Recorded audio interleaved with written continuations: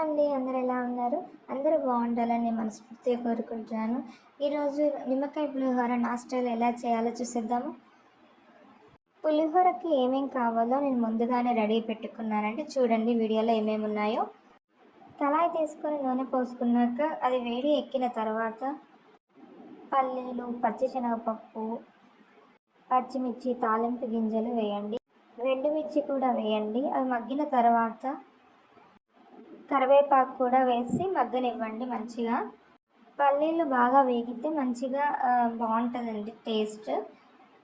లాస్ట్‌లో కొంచెం ఇంగువ వేయండి. ఇంగువ వేస్తే చాలా టేస్టీగా ఉంటుందండి. ఇప్పుడు అన్నంలో పసుపు, ఉప్పు, నిమ్మకాయ రసం పోసి కలుపుకుందామండి. అన్నం వేడిగా ఉండడం వల్ల నేను ఇక్కడ గరిటెతోటి తిప్పుతున్నానండి. లేకపోతే చేతితో తిప్పితే ఆ టేస్టే వేరుంటుందండి.